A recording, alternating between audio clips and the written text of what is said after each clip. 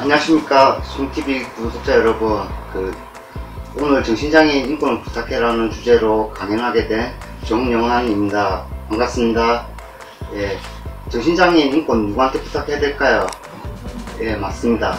당사자가 직접 챙겨야 됩니다. 가족들과 함께 직접 챙겨 나가야 됩니다. 저의 소개를 잠시 하겠습니다. 저는 인식개선 강사를 하고 이제 사회복지사 대학 및 특강을 하고 패밀리링크 코리아 가족 강사, 그리고 침묵의 소리 부회장, 부산시 정신건강심의위원회 위원, 성대구 정신건강복지센터 농협지원가로 활동하고 있습니다. 근데 이런 모든 활동 중에서 가장 소중하게 생각하는 게 저는 이제 충북클럽하우스에서 활동하고 있는 겁니다. 예, 제가 인식개선 강사를 하게 된 계기를 좀 설명해 드릴까요? 제게는 3명의 조카가 있습니다. 얘네들이 삼촌이 이제 정신질환이 있다는 걸 알고 혹시나 커가면서 알게 되면 이제 삼촌을 부끄러워하지 않을까 이런 생각을 하게 됐습니다. 그래가지고 얘네들이 크기 전에 사회적 인식을 개선해가지고 정신장애인들이 지역사회에서 즐겁게 사는 사회를 만들고자 인식개선 강사를 하게 됐는데, 인식개선 강사를 하다 보니까 정신장애인 인권 실태가 조금 심각하더라고요. 그래서 인식개선 뿐만이 아니라 동료를 지원하는 사람이 돼야겠다, 그렇게 생각해가지고 동료 지원과 활동을 하고 있습니다. 이런 모든 활동들이 이제 충북클럽하우스에서 해온 분들뿐만 아니라 모든 사람들과 좀 즐겁게 지내고자 하는 마음에서 출발했습니다. 저는 다른 삶을 살았습니다.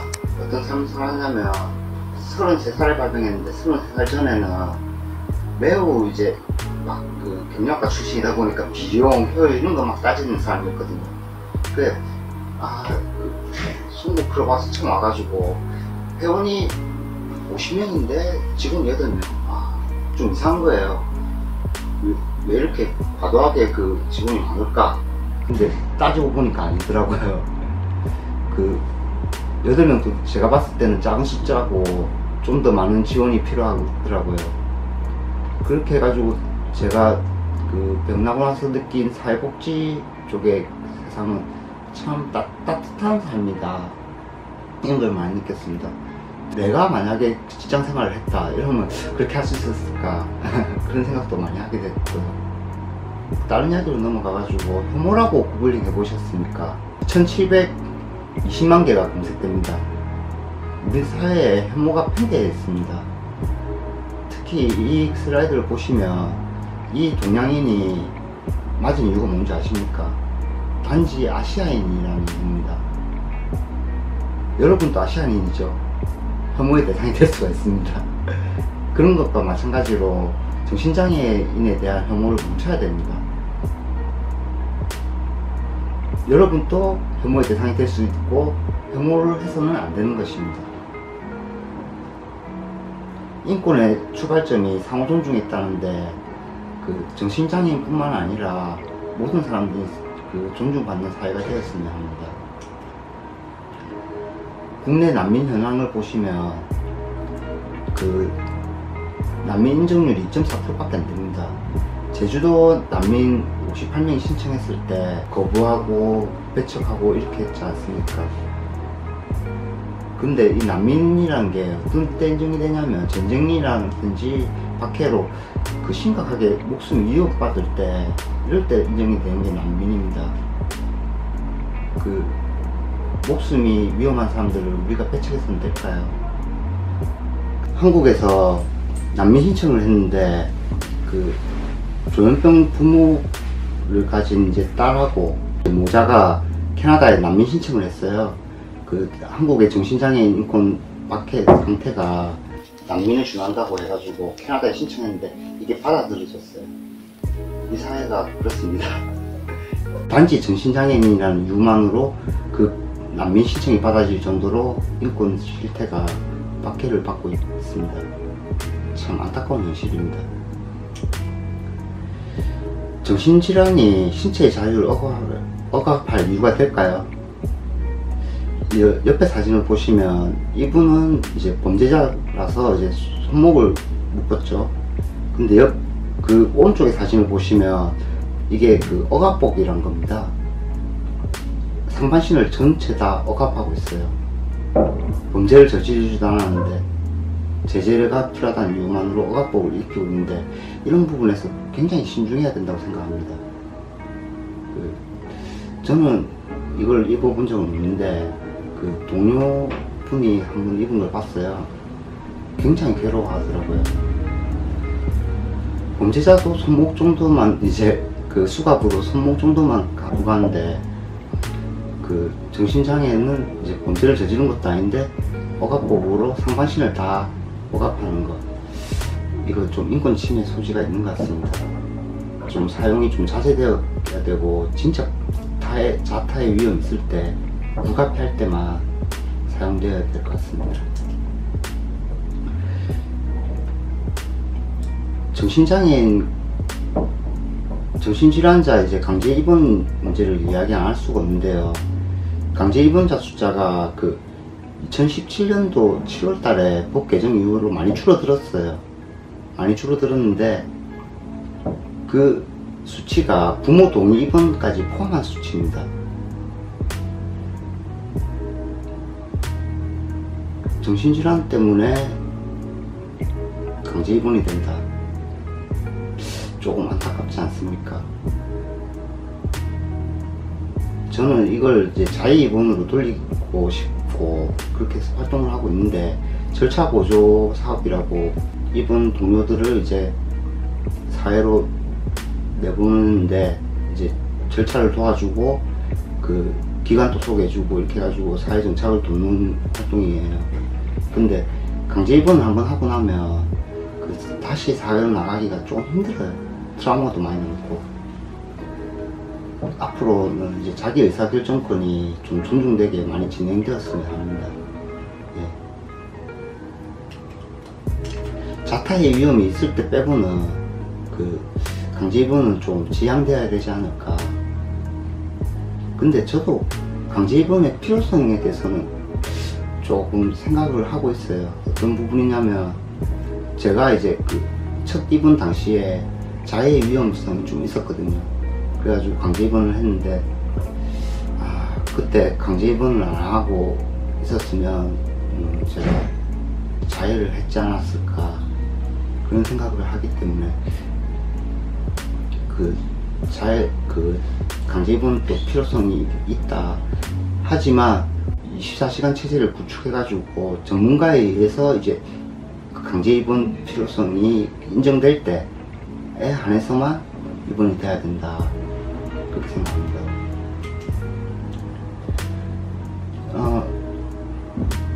여기 보시면 강제 입원뿐만의 문제가 아니고 각국의 입원 일수를 비교해놨는데, 호주가 10일이고 한국이 271일입니다. 어마어마하게 차이 나죠. 무려 27배 차이 나는데, 똑같은 병이에요. 우울증 뭐 해가지고 다 같은 정신질환인데 27배 차이 난다는 거는 입원 시스템에 조금 문제가 있지 않을까. 네, 저는 그렇게 생각합니다. 똑같은 조현병이고 똑같은 우울증인데 왜 나라별로 이렇게 입원 일수가 차이 날까. 한 번쯤은 생각해 봐야 될 문제 아니겠습니까? 입원한다는 것은 그 병을 치료하기 위해서 입원하는 건데, 그렇지 않은 경우도 있지 않은가 한번 생각해 볼 문제고요. 미국이라든지 독일, 프랑스를 보시면 그 강제 입원이라든지 이런 입원 권한이 법원에 있어요. 그래 놓으니까 강제 입원이 거의 없어요. 법적인 문제가 있을 때 입원이 되니까. 우리나라도 이런 쪽으로 가야 되지 않을까, 그렇게 생각합니다.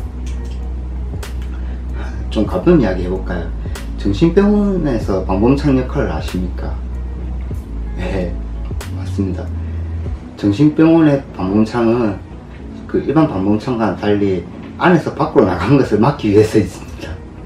좀 재밌지 않습니까? 방범창이 이제 밖에서 안으로 들어오는 것을 막기 위해서 있다면, 정신병원은 반대죠. 예, 근데 굳이 이렇게 방범창을 이렇게 철창으로 할 필요가 있을까요? 여기 옆에 사진을 보시면 이렇게 창을 바꿨더니 그 입원 환자들이 좀 덜 깝깝해하고 밖에 풍경도 보면서 조금 무료한 그 입원 생활을 이겨내고 있습니다. 이런 그 소소한 시설의 변화가 인권을 챙긴다고 생각합니다. 정신장애인에 대한 인식 변화가 심각한데요. 어떤 문제냐면 그 정신장애인은 위험하다는 비율이 2016년에서 2017년 사이에 계속 증가하고 있어요. 정신장애인은 정상적인 삶을 살 수 없다는 비율도 증가하고 있고. 왜 이럴까요? 저는 미디어의 영향이라고 생각합니다. 정신장애인들도 그 일반 사람들에 비해 가지고 범죄율이 굉장히 낮아요. 그럼에도 불구하고 위험하다 라는 인식이 많이 퍼지고 있어요. 이 그 문제의 가장 그 심각한 점은 정신장애인들이 지역사회에서 살아가는데 힘들다는 겁니다. 이웃들하고 막 인사하고 지내고 이러는데 정신장애인 범죄 뉴스 나오고 이러면 그 이웃들이 그 매우 싫어합니다. 좀 배척하는 것도 있고. 근데 실제로는 정신장애인들이 범죄율이 굉장히 낮은 거죠. 특히 안인덕 사건을 이야기 안 할 수가 없는데, 이때 그 보도할 때 조현병 환자 누구누구 이렇게 보도하는 행태는 참 아쉽습니다. 어떤 부분이냐면 어떤 병이 있다고 해가지고 범죄 사실을 보도할 때 병명을 기재한다. 이거는 조금 그 인권 침해 소지가 있는 것 같습니다. 조현병 환자에 대한 낙인이, 나는 그 선량한 시민인데 단지 조현병 환자라는 이유만으로 범죄자가 된 듯한 기분이 듭니다. 사회에서도 그런 식으로 인식하게 되고 조현병 환자는 위험하다 이런 인식이 계속 커지는 거죠.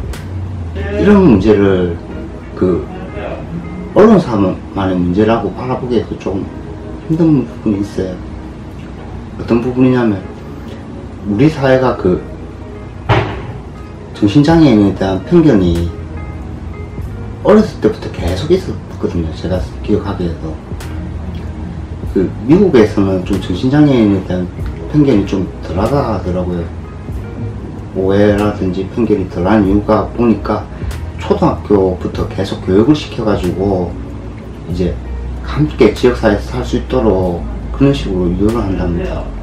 그래가지고 미국에서 그 활동하시는 분을 만나봤는데 그분이 이야기하기에 그 쉐어하우스라고 사업을 주립정부에서 하는데 정신장애인들한테도 괜찮답니다. 그 자기 방을 내주는 거죠. 임대료 그 주립정부에서 주니까 문제없고, 그 다음에 어느 정신장애 있어 이런 부분은 지켜줘 해가지고 합의해 나간답니다. 우리나라 사회에서는 그 편견과 오해 때문에 꿈도 꿀 수 없는데 미국에서는 그렇게 되고 있다 해가지고 조금 알아보니까 교육의 힘이더라고요. 저도 그래가지고 좀 사업을 추진해 봤습니다. 인식 개선 교재를 만들어 가지고 그것을 이제 인권 강의 시간에 초등학생들 이제 수업을 듣게 할 생각으로 이렇게 만들어 봤는데 그 지금 프로포절이 진행 중에 있습니다. 예. 빨리 이제 사회적 인식이 개선돼 가지고 정신장애인들이 지역사회에서 사는데 무리가 없으면 합니다. 그런 활동을 하면서 정신건강 박람회도 하고 있어요. 저희가 주민들하고 함께하는 행사를 많이 함으로써 그 오해와 편견을 없애고 정신장애인들이 지역사회에서 살아가는데 무리가 없도록 하고 있습니다. 부산시 정신건강심의위원회 위원 자격으로 2020년, 2025년 정신건강복지법 기본계획 수립에 하는데 갔었어요. 이제 당사자들하고 가족들하고 전문가가 이렇게 모였는데, 그때 제가 당사자로서 가장 많이 했던 이야기가 주거 문제. 입원 한 3년 하고 나면 가족이 없는 경우에 주거할 곳이 없어가지고 퇴원을 못하는 경우도 있어요. 그 다음에 직업도 이야기 많이 했어요. 어떤 부분이냐면 이제 정신장애인들이 취업률이 그 장애인 중에서도 현저하게 낮습니다. 제가 기억하기로는 4분의 1밖에 안 되는데 장애인의 4분의 1밖에 안 돼요. 그래가지고 그 재활시설이라든지 보건소 이런데 이제 동료 지원가를 좀 고용해달라. 그 우리가 교육받고 활동을 할 테니까 각 전국에 한두 명씩 이렇게 고용하면 전국적으로 보면 3,000개인데 3,000명은 취업할 수 있지 않을까. 그런 식으로 이제 점차 개선을 해나가자. 그렇게 해가지고 기본 계획을 수립하는데 이제 말을 하고 왔어요.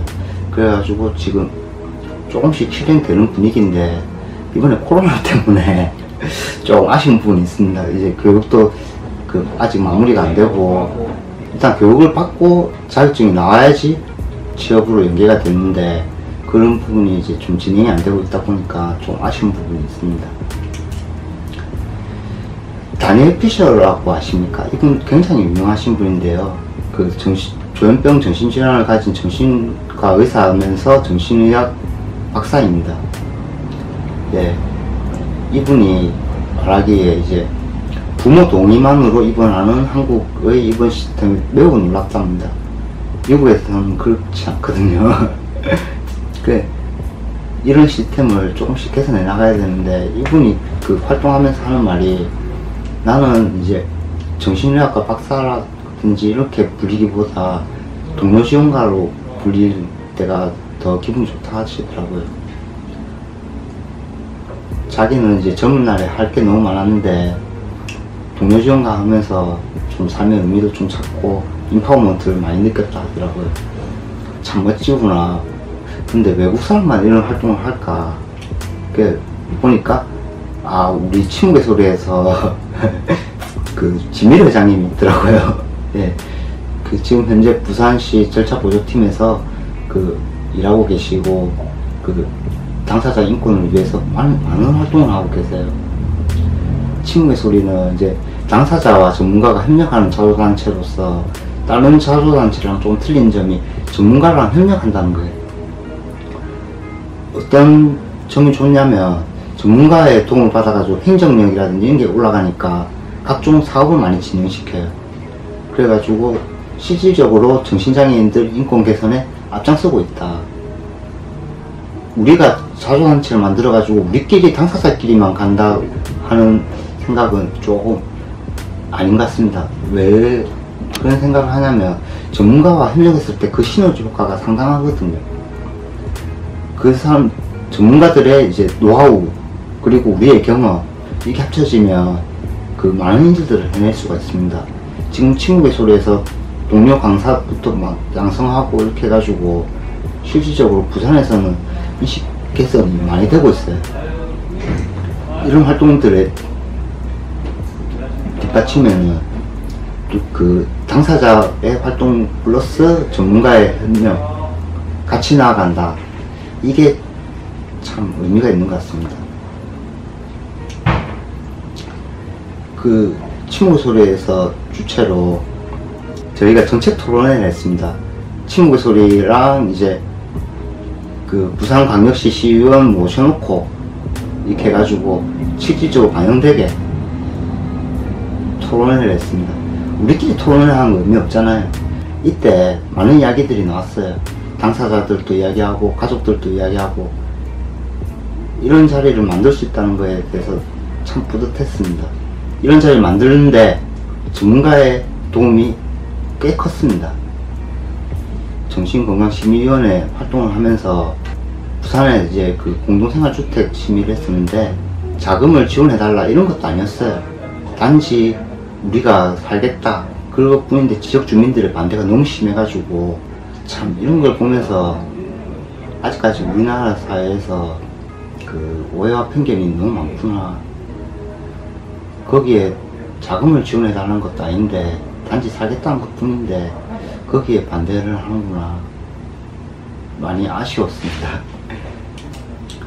제가 10년간 경험한 동료 정신장애인 당사자들은 단지 조현병이라든지 우울증이라든지 이렇게 병명으로 그 사람을 소개하기에는 그 사람들의 캐릭터가 너무 다양해가지고 그걸로 설명을 할 수가 없었어요. 근데 우리 사회에서는 조현병 환자 누구누구 이렇게 인식이 되어 있죠. 유튜버를 하는 사람, 일반인들과 그림대에 나와가지고 입상하는 사람, 시집을 내는 사람, 변호사도 받고, 저는 이런 다양성들이 존중받는 사회가 됐으면 좋겠습니다. 저는 제 소개를 할 때 뭐 동네 아재, 새 조카의 삼촌 이런 식으로 소개하는데 하길 좋아하고, 그 조현병에 제 정체성을 두지는 않거든요. 우리 사회도 저를 그 조현병 환자 누구누구라고 보지 말고 그냥 동네 아재 열심히 살고 있는 사람, 동료 이렇게 인식해 줬으면 좋겠습니다. 감사합니다.